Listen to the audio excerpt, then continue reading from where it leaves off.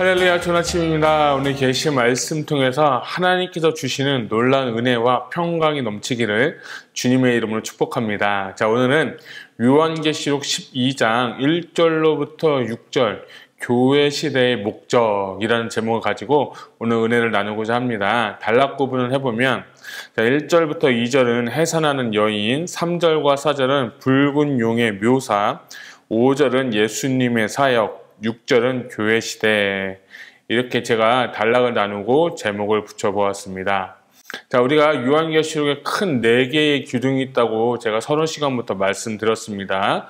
6장, 그리고 8장과 9장, 그리고 11장, 12장, 그리고 13장 이렇게 해서 4개의 큰 기둥을 보아야 요한계시록이 풀린다고 말씀드렸고, 그 가운데 첫 번째 인부터 네 번째 인은 교회 시대, 다섯 번째 인은 환란 시대, 그리고 여섯 번째 인은 심판 시대, 일곱 번째는 다시 주님이 나팔을 불 때 우리 지난 시간에 주님께서 재림하시면서 하나님 나라의 통치를 우리가 배웠습니다. 자, 그런데 오늘 12장을 보니까 또다시 비슷한 말씀들이 계속해서 나오고 있는 것을 볼 수 있습니다. 오늘 12장은 특별히 이제 해를 옷 입은 여인에 대해서 말씀을 나누고 있는데요. 12장의 구조를 제가 먼저 말씀을 드리면 1절부터 6절까지는 환상의 중심이고 7절부터 12절, 13절부터 17절인데 7절부터 12절은 4절을 좀 더 확대한 말씀이고, 그리고 13절부터 17절은 6절을 구체적으로 다시 묘사한 말씀입니다. 그래서 오늘 이 12장 1절부터 6절까지를 잘 이해하기만 한다면 나머지의 두 파트도 자연스럽게 이해할 수 있다라고 보시면 되겠습니다. 그래서 오늘은 12장 1절부터 6절, 12장에 나타난 중심 뼈대 이 1절부터 6절을 여러분과 함께 보면서 하나님께 주시는 메시지들을 뽑아내고, 이 교회 시대의 목적이라고 했는데 이 교회 시대의 목적이 무엇인지 오늘 말씀을 통해서 은혜를 받고자 합니다. 1절을 보겠습니다. 하늘에 큰 이적이 보이니 해를 옷 입은 한 여자가 있는데 그 발 아래에는 달이 있고 그 머리에는 12별의 관을 썼더라. 아멘. 자, 1절을 보니까 한 사람이 나오죠.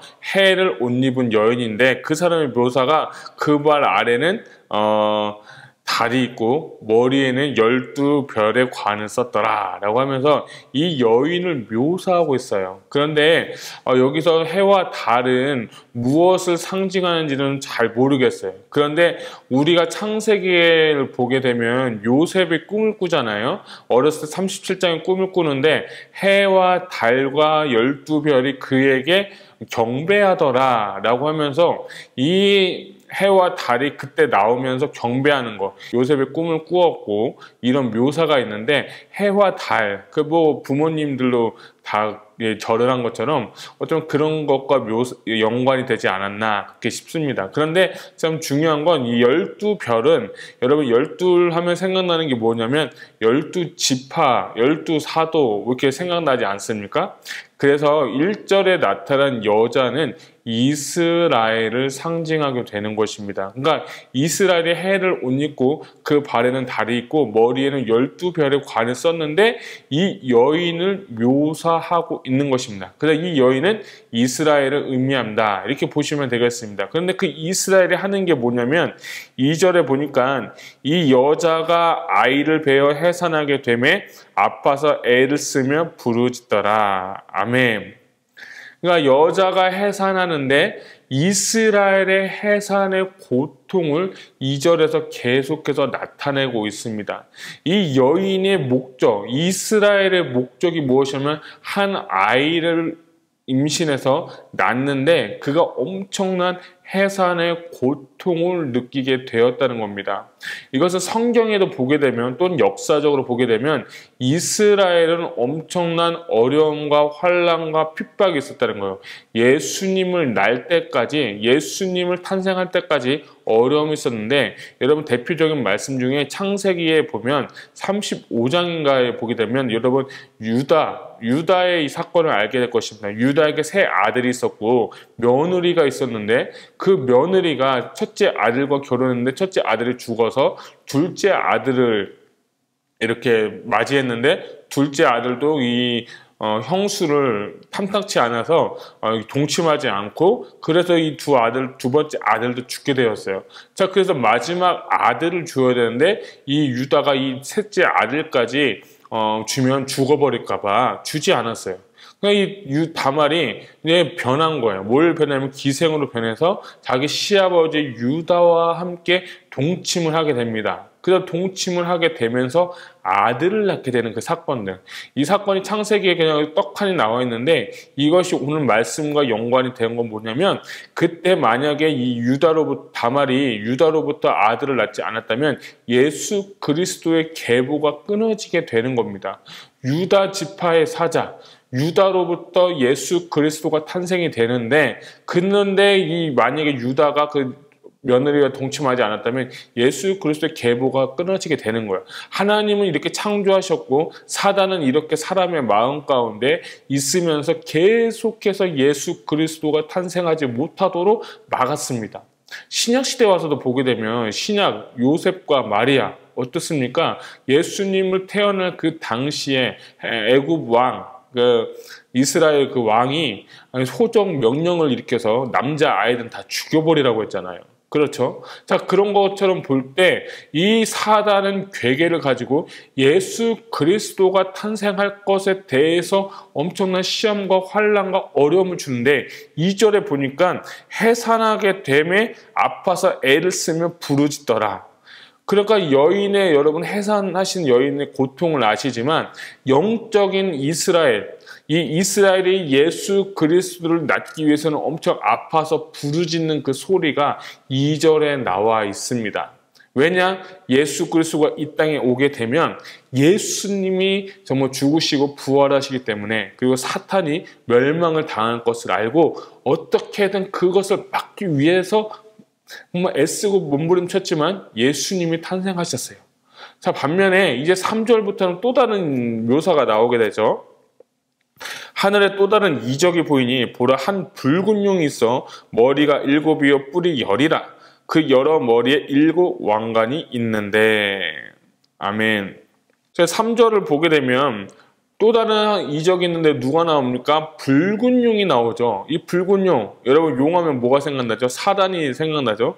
근데 사단의 정체가 이제 드러나는데 이 용이 한 붉은 용이 있어 머리가 7이고 완전하죠. 뿔이 있다, 권력이 있고 그리고 그 머리에 7 왕관이 있는데 여기서 7 왕관은 구약시대부터 이 신약의 로마 시대까지 그리고 그 다음에 있는 7 나라들을 의미하는데 제가 한번 말씀드리면 7 나라는 애굽, 아수르, 바벨론, 페르시아, 헬라, 로마 그리고 마지막으로 신성 로마 제국 또 이것은 어떤 분들은 EU라고도 표현하죠. 7 왕관은 이 7 나라를 의미한다 이렇게 보시면 좋겠습니다. 그러니까 시대가 바뀌면서 계속해서 이제 예수 그리스도가 태어날 것을 계속해서 막았다는 거죠. 자, 이렇게 됐는데 4절을 보니까 그 꼬리가 하늘의 별의 3분의 1을 끌어다가 땅에 던지리라. 용이 해산하는 여자 앞에서 그가 해산하면 아이를 삼키고자 하였더니 자, 이렇게 보니까 이 요한계시록 8장과 9장에서 우리가 보면서 그곳 가운데 용이 쫓겨났다라고 제가 말씀을 드렸죠. 그 3분의 1이 천사와 함께 타락했다. 여기서 용은 루시퍼를 의미하는 거죠. 원래 하나님을 찬양하던 루시엘이었는데 이 하나님의 보좌를 탐하고 자기가 왕이 되고 하나님과 동등됨을 취하려고 하다가 천사들과의 싸움에서 져서 타락해서 루시퍼가 됐죠. 자, 근데 그 사람들만 온 게 아니라 자기의 그 별 3분의 1을 땅에 떨어뜨렸다고 했어요. 그러니까 자기만 혼자 한 게 아니라 자기와 같이 타락했던 천사들을 가지고 이 땅에 와가지고 타락해서 자신들이 이제 무정에 가게 되고 영원히 못 바뀌게 되는데 그런데 이 하나님께서 이스라엘을 통해서 예수 그리스도를 나타나게 하시고 또 그 이후에 그들의 삶, 종말은 그들은 사단을 알기 때문에 예수 그리스도의 탄생을 막으면서 자신의 생명을 유지하려고 했고 자기들이 이 땅에서 왕노릇하고 싶어하는 거죠. 사람의 모습을 통해서 또 나라 권력을 통해서 하고 싶어 했던 것을 이 3절과 4절에 보여주고 있습니다. 그래서 그들이 뭐였냐면 이제 해산하는 그 아이를 이제 삼키려고 준비하고 있었다.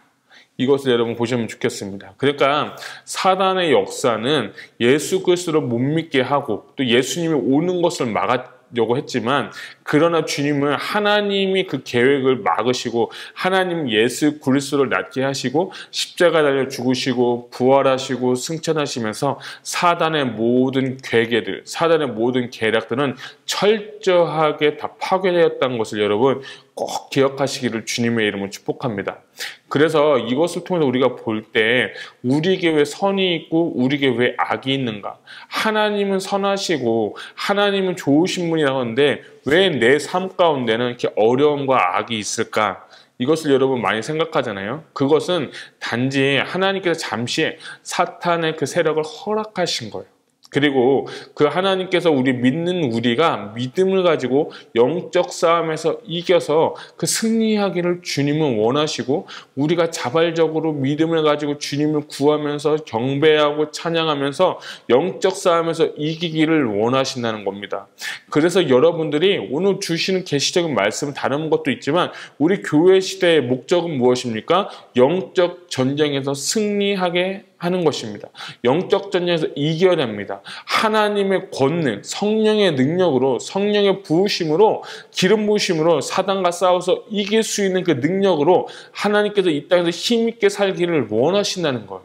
하나님과 사단은 싸울 수 없는 존재예요. 그리고 사단은 이미 패배한 존재입니다. 하나님이 잠깐 악을 허락하시고 이 악 가운데 우리를 보내시면서 우리의 믿음을 지난번 말씀처럼 테스트하고 계신 거예요. 이 사람 영적 전쟁에서 어떻게 승리하고 있는지. 그 승리하는 비결은 무엇입니까? 우리가 기도와 말씀으로, 하나님의 능력으로, 성령의 도우심으로 날마다 승리하는 저와 여러분 되시기를 주님의 이름으로 축복합니다. 주님은 오늘 그것을 원하시는 거예요. 사단이 예수 그리스도를 죽이려고 했고 이스라엘을 없애려고 했지만, 그리고 또 바로 왕을 통해서 호정 명령을 통해서 예수 그리스도를 죽이려고 했지만 그는 죽일 수가 없었던 거예요. 그리고 그분이 십자가에 죽으시고 부활하시고 승천하시면서 사단에게서부터 이기셨던 그 승리하신 예수 그리스도, 그리고 그분이 보내신 성령 받고 교회 시대는 이제 주님의 재림을 기다려야 되는 것입니다. 이것이 오늘 12장 1절로부터 4절까지의 또 말씀입니다. 자, 5절까지 한번 볼까요? 여자가 아들을 낳으니 이는 장차 철창으로 만국을 다스릴 남자라. 그 아이를 하나님 앞과 보호자 앞으로 올려가더라. 아멘. 자, 여기서 여자가 아들을 낳았어요. 그래서 아들은 누굴까요? 예수 그리스도인데 이 예수 그리스도를 묘사한 말씀이 있어요. 철장으로 만국을 다스릴 남자다. 이 말씀은 시편 2편에 나와 있습니다. 2편 8절과 9절에 보면 내게 구하라 내가 열방을 유업으로 주리니 내 소유가 땅끝까지 이르리로다. 내가 철창으로 저희를 깨트림이며 질그릇같이 부수리라 하시도다. 아멘. 자, 이 예수님이 어떤 분이냐? 철창으로 만국을 다스리고 모든 것을 깨부수실 수 있는 권위의 하나님, 재림하시는 예수님은 이런 능력을 가지신 예수님으로 묘사되었다는 거예요. 아까 3절에 그들이 그 왕관을 가졌다, 그리고 권세를 가졌다고 말씀드렸지만 이 권세를까지도 깨뜨릴 수 있는 부분이 누구냐? 바로 예수 그리스도다. 자, 그리고 이 철장에 대한 그 권세는 요한계시록 2장 26절, 27절 두아리라 교회도 이런 말씀하시죠. 이기는 자는 끝까지 내 일을 지키는 그에게 만국을 다스리는 권세를 주리니 그가 철장을 가지고 저희를 다스려 질그릇 깨트린 것 같이 하리라. 나도 내 아버지께 받은 것이 그러하니라. 아멘. 자, 그 예수님은 초림의 예수님은 죽으시고 뭔가 초라해 보시고 연약해 보시던 분이지만 그가 사망 권세 이기시고 부활하시고 승천하신 후에 어느 한 때가 되었을 때 주님이 재림하실 때 철장 권세로 만국을 다스릴 분인 거예요. 모든 것을 다 깨트리는 거예요. 악을 다 없애버리신다는 거예요. 잠시 우리가 지금 악을 겪고 있고 의 상태에서 놓여서 어려움과 고통과 환난과 핍박과 죽음에 우리가 이르고 있지만 그분이 모든 것을 오셔서 다스리고 깨뜨리시겠다. 주님은 그 말씀을 하시는 거예요. 그래서 너희가 위로하고 소망을 가져라, 희망을 가져라. 너희가 이렇게 살고 있지만 그래도 나는 너를 지키고 다시 너에게 새 힘을 줄 것이다. 이렇게 용기를 주는 거예요. 그리고 교회 시대도 마찬가지예요. 교회 시대에는 우리 이 교회가 세상에 짓밟히는 것이 아니라 하나님의 능력으로 이기시기를 주님의 이름으로 축복합니다. 자, 우리 5절 또 하반부로 보게 되면, 자, 그 아이를 하나님 앞과 그 보호자 앞으로 올려가더라. 아멘. 자, 5절은 예수님의 사역을 짧게 한 절로 묘사했죠. 예수님이 탄생하셨고 공생에 사역하셨고 그분이 이제 하나님 앞으로 올려간 후에 그 다음에 이제 교회 시대가 시작이 되는 거죠. 자, 그리고 교회 시대 가운데 주시는 키포인트 말씀은 6절에 있는 것이고, 어떻게 하면 영적에서 이길 수 있는가를 주님께서 가르쳐주고 계시는 거예요. 6절을 보게 되면, 그 여자가 광야로 도망하게 거기서 1260일 동안 그를 양육하기 위하여 하나님께서 예비하신 곳이 있더라. 아멘. 자, 6절에 나오는 이 여자, 그 1절에 나왔던 여자는 다른 여자입니다.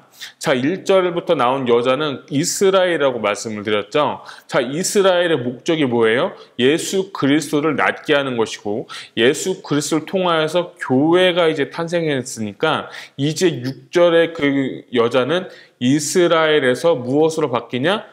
교회 시대로 바뀌게 되는 겁니다. 그래서 1절부터 6절을 보게 되면 하나님께서 어떠한 그 시점, 창세전부터 계획하신 사건들이 이제 교회 시대에 시작이 되는데, 이 교회 시대에 교회가 양육을 받는 거예요. 1260일 동안.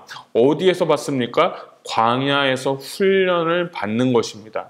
여러분, 광야라는 것은 훈련의 장소고, 또 광야라는 것은 히브리어로 보면 미드바르인데, 그 미드바르에서 파생되는 단어가 다바르입니다. 그러니까 이 말씀으로 이 교회가 계속해서 양육을 받는다, 이런 뜻도 있고, 또한 여자, 이 여자는 이제 예수님께서 신부로 있는데, 예수님이 이제 신랑 되시잖아요. 신랑 되신 예수님이 다시 올 때까지 우리는 1260일 동안 양육을 받는다, 이렇게도 볼 수가 있습니다. 그래서 저는 두 번째 관점으로 볼 때, 광야 생활에서 우리가 하는 것은 신부 단장을 하는 것입니다. 광야 생활을 통해서 우리가 단장되는 거예요. 우리가 깨끗해지는 거예요. 정결해지는 거예요. 말씀을 배우는 겁니다. 그리고 기도 생활, 예배 생활, 주님을 알아가는 거예요. 그렇게 알면서 우리가 준비하고 단장되면 주님께서 다시 오셔서 어린 양의 혼인 잔치를 버리시겠다는 거예요. 지금 계시록에 우리가 읽지는 않았지만 계속 보게 되면 이제 주님이 오셔서 혼인잔치를 하게 됩니다. 자, 그때를 위해서 우리가 무엇을 하느냐? 1260일 동안, 교회 시대의 그 긴 시간 동안 우리가 양육을 받는 것입니다. 그래서 양육 받을 때 우리가 중요한 것은 영적 전쟁에서 날마다 승리하는 법을 가르치고 배워야 될 줄 저는 믿습니다. 할렐루야. 중요한 건 오늘 이 말씀 통해서 우리가 영적 전쟁에서 승리하기를 주님의 이름으로 축복합니다. 우리가 힘이 없고 약하고 쓰러지고 넘어지는 교회가 아니라, 주님은 어떻게 묘사했습니까? 철장으로 다스릴 권세를 가졌다. 모든 것을 다 깨트리셔 부시겠다.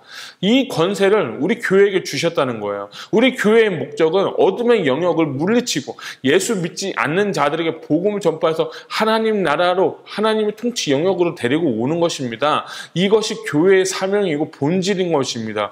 교회에서 뭐 축복받는 법, 뭐 잘 되는 법, 돈 버는 법, 인간관계 잘 되는 법, 뭐 이런 것도 좋죠. 그렇지만 이것이 세상 것과 뭔가 다릅니까?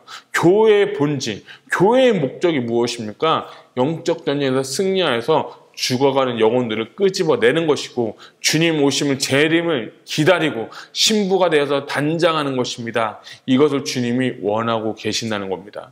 그래서 오늘 요한계시록 12장 1절로부터 6절까지 교회의 목적에 대해서 말씀을 나누었는데, 여러분 오늘 이 말씀을 가볍게 여기지 마시고 곰곰이 생각해 보십시오. 우리는 다 하나님의 성전, 제단이라고 했습니다. 여러분의 사명, 여러분의 비전이 누구를 위해서 살고 있는지, 여러분이 지금 쓰는 재정이 무엇을 위해서 쓰고 있는지, 나를 위한 건지 하나님 나라를 위한 건지 여러분 잘 판단해 보시기 바랍니다.